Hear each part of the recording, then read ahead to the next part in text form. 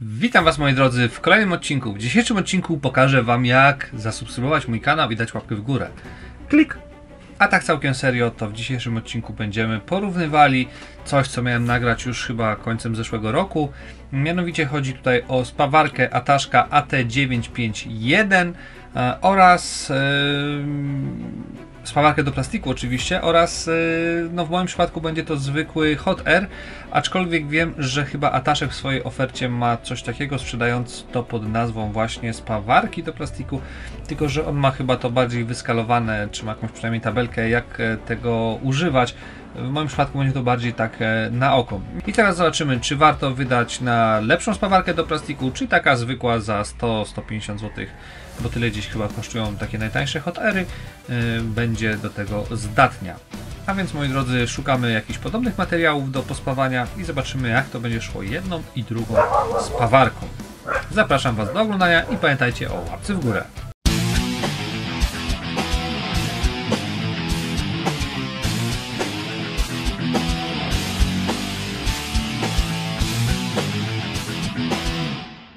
I teraz myślę, że na początek pospawamy sobie tego rodzaju rurki PCV, PVC. Do ich jakiegoś tam przecięcia użyjemy, nie wiem czy pamiętacie, jak dostałem kiedyś z Viraxa właśnie takie przecinaczki. W jednym filmie już ich używałem, ale ten film nie jest jeszcze opublikowany, a to nagrywałem chyba z miesiąc temu, zobaczycie później. Tutaj Wam też pokażę, bo jest to naprawdę genialna sprawa i jak robiłem dużo przy tych rurkach, to bardzo żałuję, że tego nie miałem, bo jak je ciąłem, tutaj teraz nie ma, bo jest dosyć dobrze obcięte, to ciężko było zawsze to jakoś ładnie równo obciąć, takie poszczępione było, jak brzeszczotem to tniecie. A tym, zobaczcie, bierzemy sobie rurkę, robimy klik, klik, klik. Tutaj ja sobie tak jeszcze dookoła, jak jest lekko kliknięte, przejeżdżam, nie wiem czy tak się powinno, czy nie. I później tylko po prostu naciskamy, jakbyśmy chcieli kiełbasę zwykłą. Obcięte, gładkie, nic się nie psuje. Genialna rzecz. I teraz, żeby otworzyć nasze ostrze, odchylamy to do góry, pyk, i możemy ciąć następny kawałek. Powiem Wam, że jest to fajne rozwiązanie i to jest bardzo, bardzo, bardzo, bardzo ostre. Bardzo. Nie wiem, czy jest sens, żebym ja to tak dookoła ciął. A utnij tako, nie obracając. A teraz nie obracając, jak to Wiśnia mówi. Taki mały test tego noża.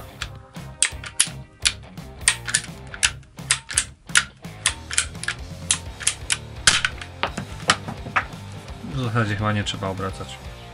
Powiem Ci tak. Nawet jest chyba lepiej. Tak, jest dużo lepiej. Dobra, czyli nie obracamy. A dobra, mamy już chyba kilka kawałków. Tu możemy kreator, coś... teraz ja mówię. Tu kreator, tutaj widać, obcinał obracając. Jest lekko tam jakiś rand, grzybek się zrobił. A tu jest bez obracania. Dobra, więc odpalamy naszego Ataszka. Ustawiony jest tak jak zaleca producent, czyli wydmuch mamy na 4 nastawiony, w skali chyba tam Wiśnia powiedzmy do 8 tam jest? Tak. Tak, 4 w skali do 8. Temperaturę mamy ustawioną na 3,5 w skali chyba też do 8. Tak. I tu mamy taką właśnie fajną ściągawkę, tabelkę, z której to wszystko wiem jak ustawić. Nie.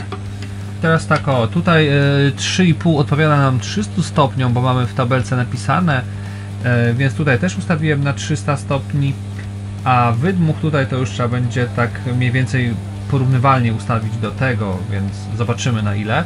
A więc teoretyczne parametry będziemy mieli teraz zbliżone. Mamy te same dysze, tą samą temperaturę i postaram się ustawić no, ten sam nadmuch, więc teoretycznie powinno być 1 do 1. A więc zaczynamy od tego, że rozciąłem jak widać naszą PCV-kę. Tak, jest tutaj rozcięta. I teraz Wam pokażę, jak to powinno się w ogóle zrobić. Pokaż, żeby nie było, że oszukane. Zobaczcie, jest rozłączona nasza PCV-ka, powiedzmy, że nam gdzieś rura pękła, czy coś takiego się stało. Jak to zespawać? Na początek wkręcamy nasz materiał, który będziemy spawali w imadełko, a następnie na naszym pęknięciu, tak jak mówiłem już przy klejeniu szyby w kempingu, zobaczcie sobie na film, musimy zrobić delikatny rowek w naszej szczelinie, w naszym pęknięciu. A więc w tym momencie robię delikatny rowek.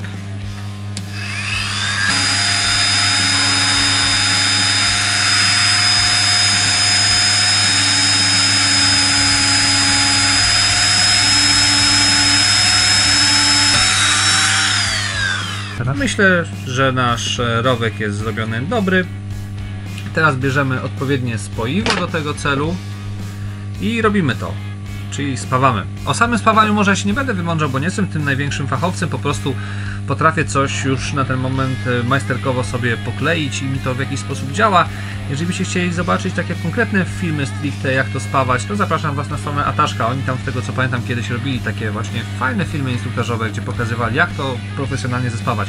W moim przypadku co? Podgrzewam sobie nasz, nie wiem, topnik, nazwijmy to tak, nasz plastik, troszeczkę spoiwo nasze, podgrzewam je, następnie podgrzewam to, co spawamy, nadtapiam teraz kąt 45 stopni, mniej więcej utrzymuję i czekam, aż to się wszystko zacznie topić i spawamy.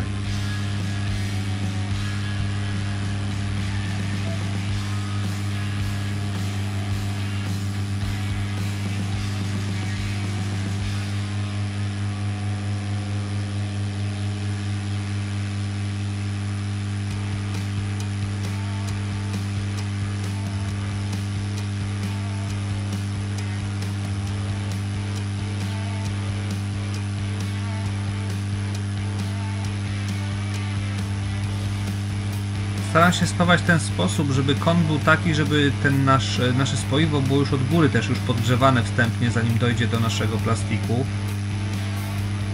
No ale też, żeby obydwa materiały miały podobną temperaturę, żeby nie było, że coś tutaj jest zimniejsze, cieplejsze. To się ma ze sobą równomiernie zespoić.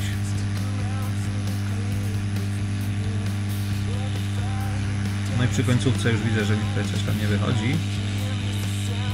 Bo przy końcówce się robi, wiadomo, inaczej z temperaturą troszeczkę. I teraz mój pomysł jest taki, że poczekam, aż to zastygnie, odetnę sobie większy kawałek, żebyśmy za chwilę mieli za co szarpnąć i zobaczyć, jak nam ten spaw wyszedł. Czyli będziemy po prostu za to szarpali. Zobaczcie, wyszło to w ten sposób.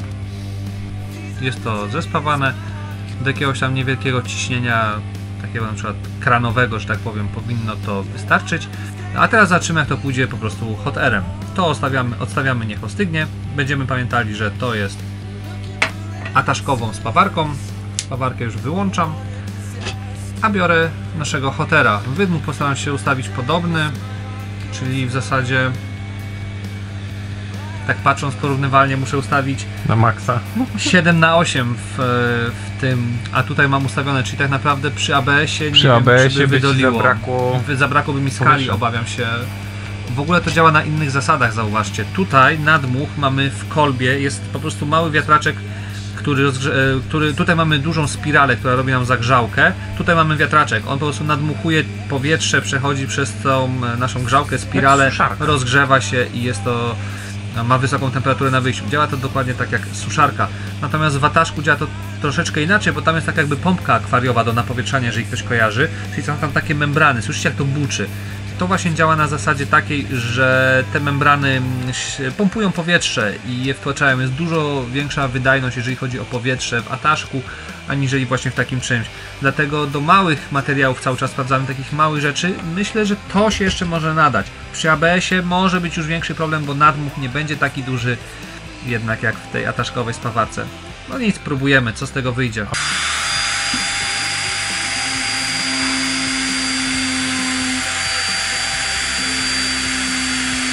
No i dobra, próbujemy tutaj pospawać dalej. Wydmuch jest taki sam, no w zasadzie nie, no jeszcze mi brakuje trochę tego wydmuchu, wiecie co, no na 7,5 stawię, czyli to będzie prawie na maksa. Tak mi się wydaje. No dobra, zobaczymy. To jest, jakby ktoś pytał, Baku 858. Dobra, rozgrzewamy.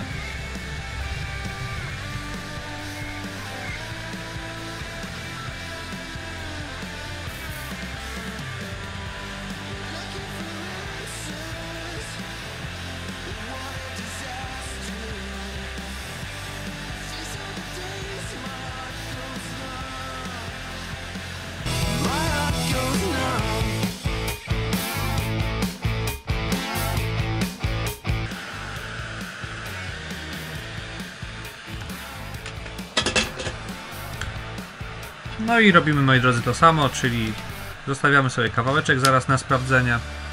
Jedyne co powiem, to że dużo bardziej mi się, nie wiem czemu temperatura jest niby taka, jaka być powinna, dużo bardziej mi się plastik, zobaczcie, przyjarał względem tamtego. Takie przynajmniej odnoszę wrażenie. i w Ataszku mi się tak nie zdeformował, tutaj natomiast widzę deformację taką tego plastiku, ale to może być tylko powierzchowne. Dajmy temu chwilkę, niech to ostygnie, zobaczymy jak to będzie wyglądało. Słuchajcie, starałem się to zrobić jak najbardziej rzetelnie, bo też mnie interesuje jaki będzie wynik tego. Jednak powiem szczerze, że nie mówię, że dobrze ustawiłem hotera. Być może źle ustawiłem temperaturę. No temperaturę raczej nie, no bo Ataszek zaleca taką temperaturę jaką zaleca, jaką tam używaliśmy w zasadzie tutaj ustawiłem, więc temperatura jest ok. Wydmuch jest teoretycznie też taki sam, ale odnoszę wrażenie, że jakoś inaczej się spawa. Końcówki są niby te same, jeżeli chodzi o średnicy dyszy. Są to dysze czwórki. No nie wiem, naprawdę starałem się to zrobić najrzetelniej jak potrafiłem. Wydaje mi się, że warunki są zbliżone. A jak to wyjdzie? Zaraz zobaczymy. Będziemy rwali to na hama. Zobaczymy co z tego wyjdzie. Niech to jeszcze chwileczkę przystygnie. Wracamy za chwilkę. Sekundkę. Możesz dać subskrybujkę teraz. Albo łapkę w górę. Dobry moment. Zresztą każdy moment jest dobry na to. No i co? Na pierwszy rzut spróbujemy... Zobaczymy na ile wytrzyma, no bo myślę, że to się oderwie przy jakiejś tam sile. Ataszek. Więc co, no spaw tutaj wygląda dobrze. Wody by na pewno nie przepuścił, jeżeli byście chcieli to wodę jakąś skać. Oczywiście do sensownego ciśnienia. No i teraz spróbujemy to rozrywać. Zobaczymy, czy to pójdzie łatwo, czy ciężko.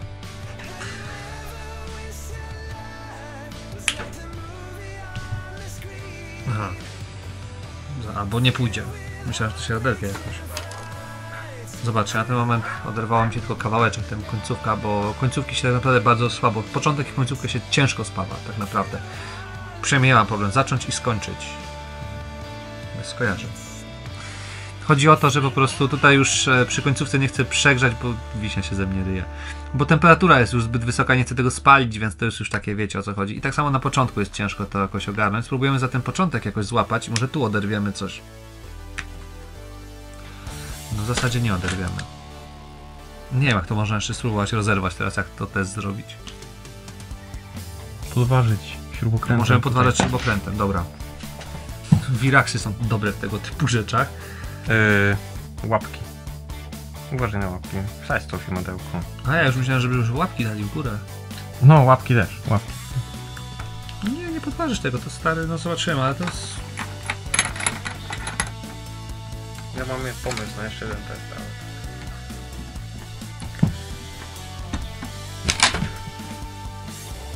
No, łapki. Nie wyjmie tego. To jest po prostu zaspawane, no. Zakończyłeś swoje testy? Czekaj. Możemy też spróbować zmiażdżyć. No właśnie. Ale wiecie co? Przy miażdżeniu... Ja założę okulary.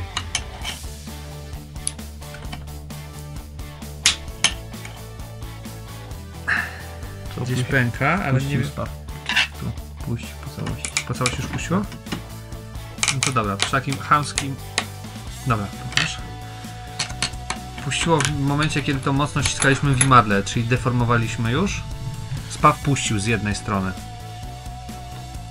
Pamiętajcie cały czas, że ja tutaj mówię o takim naprawdę amatorskim spawaniu tego, a nie zawodowym, bo myślę, że jakby to... Chociaż nie, no to puści chyba w tym momencie zawsze.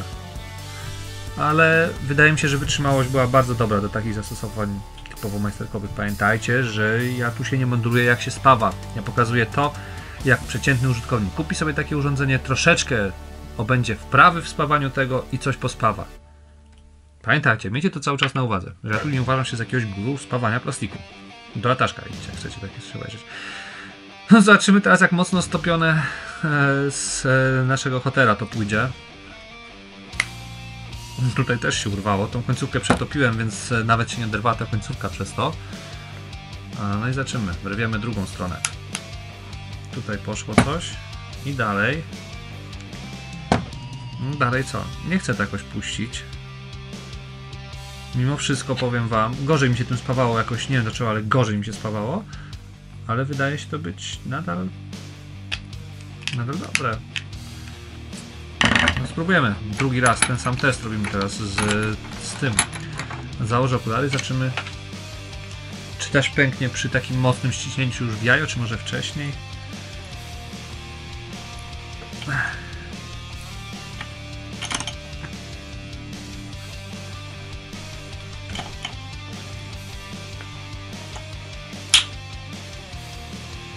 Dopiero teraz puściło. Bo jest bardziej tam miałeś proste, a to tak, jest po skosie.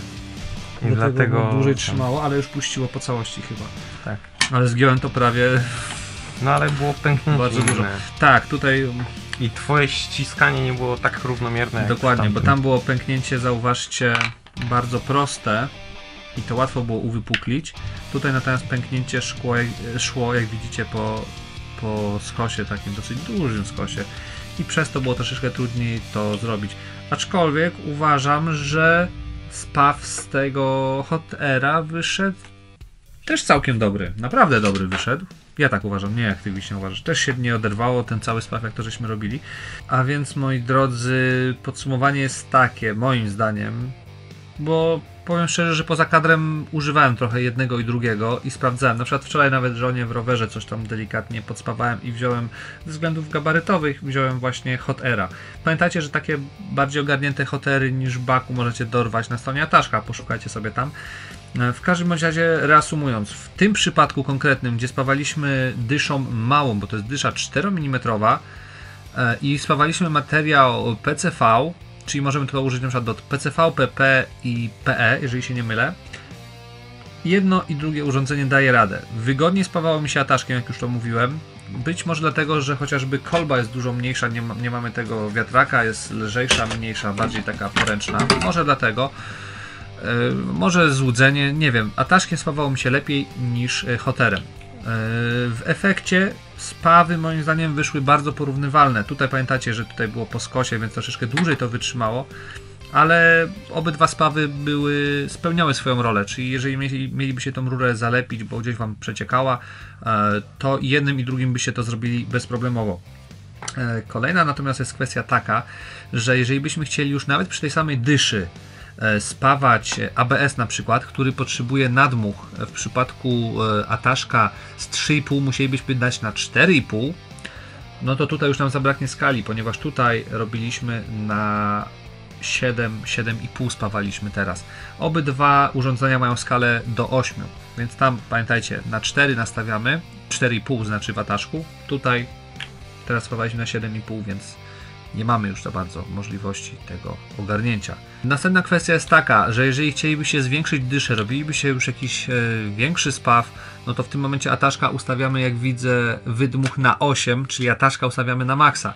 Tu musielibyśmy ustawić go na co? Na 15? Nie mamy takiej skali, więc to już nam przy większych dyszach moim zdaniem odpada przy jakimkolwiek materiale.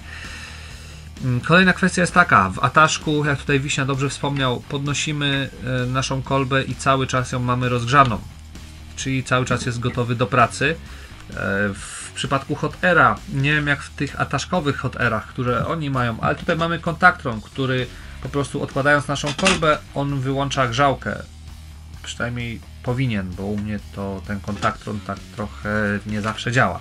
Kontaktron, czyli taki mały stycznik, jak tutaj jest magnes i to odkładacie, on wtedy odwina blaszkę, wyłącza. Wiecie, taki stycznik bezprzewodowy. Wiecie o co chodzi. W każdym razie odkładając to i za chwilę biorąc, musicie chwilę odczekać, aż znowuż to się rozgrzeje, więc to jest taki moim zdaniem minus tego rozwiązania. Teraz pytanie, czy ktoś, kto posiada Hot Aira, powinien kupić sobie spawarkę z Ataszka? Wszystko zależy od tego, co chcecie spawać. Jeżeli będziecie spawali jakieś większe rzeczy, będziecie często spawali i głównym waszym materiałem będzie na przykład ABS, już nie wspominając na przykład o materiałach typu AP, PPE plus PA, no to lepszym wyborem będzie na pewno Ataszek, ponieważ jest dużo bardziej uniwersalny, więcej rzeczy możecie zespawać, grubszych rzeczy, już nawet przy aucie możecie coś pokombinować. Jeżeli potrzebujecie pospawać jakieś malutkie, drobne elementy, małą dyszą i głównie w materiale właśnie PCV, no może ABS, tak na pograniczu. Wczoraj w sumie spawałem ABS, ale taki bardzo drobny, no to też mi się udało tym pospawać, ale to już jest takie, wiecie, na styk. No to wtedy możecie zostawić sobie Hot Aira. Jeżeli chcielibyście zobaczyć jakiś jeszcze test porównawczy, macie jakiś pomysł, jak mogę wam to zaprezentować, różnicę między tymi dwoma urządzeniami, to piszcie mi w komentarzach, co powinienem zrobić, jak to zaprezentować. Z chęcią mogę przeprowadzić raz jeszcze taki test. Także pamiętajcie zostawić łapki w górę i zasubskrybować. Nie musicie mieć takiej nasadki na palec, żeby kliknąć subskrybujkę. Możecie zwykłym palcem zrobić. Ale zasubskrybuj, będziesz na bieżąco z filmami. A na ten moment już kończę. Dzięki, moi drodzy, że jesteście ze mną, że oglądacie, że subskrybujecie, łapujecie i tak dalej. Pod spodem macie, moi drodzy, wszelkiego rodzaju linki. Zapraszam Was tam serdecznie. Pamiętajcie, że jest też takie coś jak Patronite. Jeżeli chcecie wesprzeć te odcinki, żeby było ich więcej, żeby były lepsze, żeby mógł pozwolić sobie na przykład na testowanie różnych innych rzeczy, to będzie mi miło, jak ktoś na tego Patronite'a kliknie. A jak nie, to nie. Tymczasem dziękuję i do następnego odcinka, moi drodzy. Hejka.